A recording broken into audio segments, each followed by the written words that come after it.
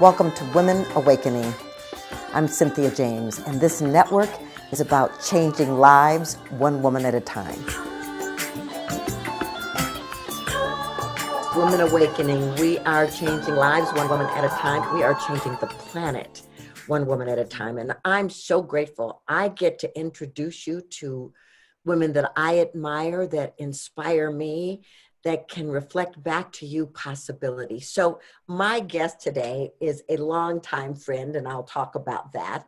Karen Russo is an award-winning author of The Money Keys and the creator of Money Momentum Mastery Money Leadership System. She's passionate about helping entrepreneurs, spiritual seekers, and creative types to eliminate struggle, upset, and overwhelm with money. She has an unusual blend of experience, an MBA from Columbia University, a top-selling salesperson, an accomplished corporate leadership trainer, and an ordained interfaith minister. Karen shares from over 25 years of success in business and personal growth. Welcome, Karen.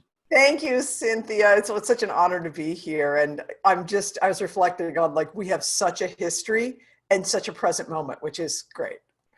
Right. Well, and so Karen has been a friend for a long time. We've been on the spiritual path together. We've spoken at the same conferences. She's one of the leaders in my AWE program, my entrepreneurial program for women. But I wanted you to come today because I really, you got an extraordinary story. It wasn't like you just woke up one day and became this fabulous leader, teacher, author. Yeah. You've gone through some bumps in the road. Where did you come from? Well, the way that I got here is really a lot too about the message of the Money Keys, which is, how do you connect things that seem separate? And for so many women, they seem so separate. I'm on a spiritual path, but how do I connect it to money? And for me, growing up, I was this very serious little girl. And I certainly came out, at the time I was pointing to a blackboard, which kind of tells you, what era that was. Okay. But now I'm pointing to a PowerPoint. But I've always been a teacher. I've always been a student, and, kind of a serious kid, and had the one thing in my family that was the most functional was my parents had a partnership about money.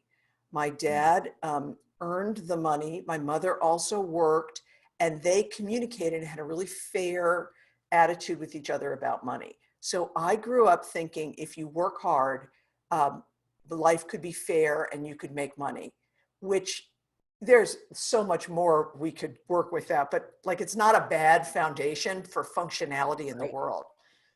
So I had that. But then in my teens, as Cynthia well knows, is I had my own challenges with alcohol, and God willing, this will be 30 years sober this year. God, no.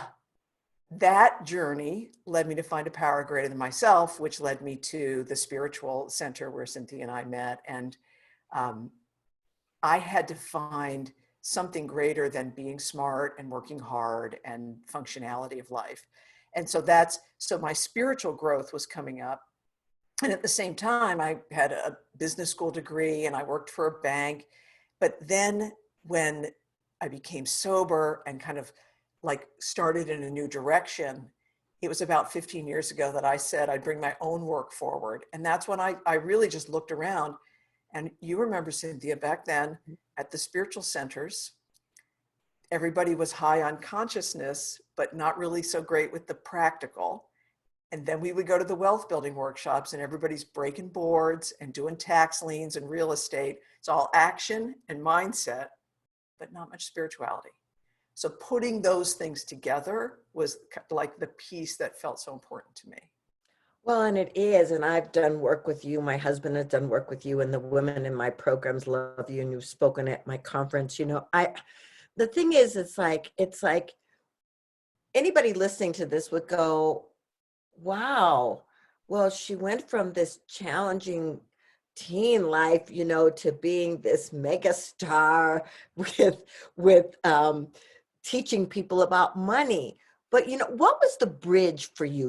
What was the thing that you had to overcome to get to this place? Yeah, I think for me, the bridge, I also really recommend this to people, is rather than just, there's a thing called mental equivalent or best practice, or you want to model somebody else, right? I always invite people is like, model yourself. So where did you overcome something that seemed insurmountable? And if you can do it there, you can do it with your money. So for me, the biggest overcome was that I thought I had to keep things separate. So I had this like business life, and then I had my spiritual, my support group, my 12 step and all that stuff. And I thought they had to be separate. And when I started to bring them together, that's when I left the bank and I joined this, other firm, and I could be funny at work and like bring my whole self into that. And it was also when I realized that in the spiritual centers, I could be competent, it's like I didn't have to, like, I could like bring, it's a little, I don't mean that to be sounding like anyway, I could bring my competence and my intelligence into the spiritual realm and it would be welcome there. Right. Yes.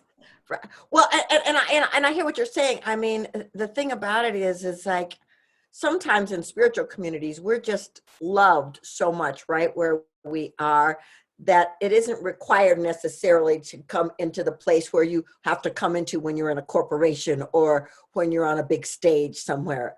But I loved what you said, because what you really were saying is, how about if I bring my authentic self everywhere I am? Well, and that's one of the things that's like that our work together has really taught me, is that we can't just coach women on how to get a great marketing message if they have an inner self criticism that's just running rampant. Or we can't just work on self-forgiveness if they won't take the discipline to set a boundary, with an employee. Like the whole thing makes a difference in how much money you make, but also how effective you are, whatever you're doing. Yeah, and I think that what you're talking about is what women struggle with a lot. It's like the integration of the dream, the skills, the desires, and the garbage that we carry from our past. It's like, how do we put this all together? And I love, I have a money purpose statement that I created with you, and I would love for you to just tell the ladies what is a money purpose statement and why is it important? And this was not a plant, but I have my money purpose statement right on my desk with me at all times. So a money purpose statement is a way to articulate what Cynthia just said, is how do we take a bigger purpose for our business, our money, our life, and then connect it to keeping, circulating money. So it's really, what's your purpose? What's the higher thing you're up to? And then instead of saying in our businesses or our work, like, where's the money? You ask this question, what's the money for? And the money is for serving the purpose. So my money purpose statement is, I align with God, I define my desires, I go where I'm guided. This is my one for this year. And then out of that, I say money flows generously and frequently from a wide variety of inspiring sources. So I'm really tuned into variety of sources, generous, frequent, and then I have my goals that flow from there. So I encourage everybody to really, it's not unspiritual to connect the difference you want to make to the money you need to make. Mm-hmm. Oh, I love that. My money purpose statement is a part of my spiritual practice every morning. Mm. And by the way, ladies, I change it. I review it every year, every 6 months, and go, is this still applicable? Is this how I still want to operate? Is this what I really want to speak? And by the way, speaking it aloud is a very powerful thing. Yes. And you think about it, if money can become more like everybody, like all the women that are connected to you and are tuning into this podcast are going to be folks who have some kind of mastery area, like how you are with your food and your body, or the love you have with your kids, or like you're going to have some area of life where you tinker, it's different, it changes. Like that's how money can be too. So money's not a thing over there that only some people have. It's a tool for expression, like language or technology. and we're the ones who guide the tool. Absolutely. So, so you married not as a young woman, as a more mature woman, and had this amazing relationship, and you run your business, and you travel, and uh, how do you? First of all, what do you want to tell women about waiting for the real love of your life, Yeah. and how Yeah. do you manage that with your dreams fulfilled? Yeah. I'm so glad that I waited for the big fella. So, and I was, it was my biggest issue that I would go to the prayer counselors after the services. I would call the people in my group. I would lean on my friends. It's like, where's my partner? Where's my partner? And here's the thing. I don't have a regret, but I do have a thing I notice is all that time I spent yearning. If I had used that time and energy I could have easily also gotten a real estate license or done some other. Just think like, what could I have done with that time and energy? Okay, so there's that. So just notice if the longing is like, is it helping you to like satisfy things you really want, or is it a racket that's, Mhm. and then it was better to wait. And here's why, is because I knew that I wanted to have a partnership where I could really be seen and I could see another and we would have a shared life. And that's what I have with Bill. And I didn't meet him till I was 40. And Cynthia married us, which is like, that's so great. Uh, and he did not look like the things on the list. So back then it was, do they still have Match.com? They do, some version of that, right? But you would write a list of things. It's like he didn't fit that stuff on a lot of the like demographics. But in terms of shared spiritual connection, shared goals, shared view of life, that's the stuff that's so important. And why is it connected to money? I mean, it's interesting, isn't it, Cynthia? It's like good partnership just means that you're both on the same side as you look at your financial decisions.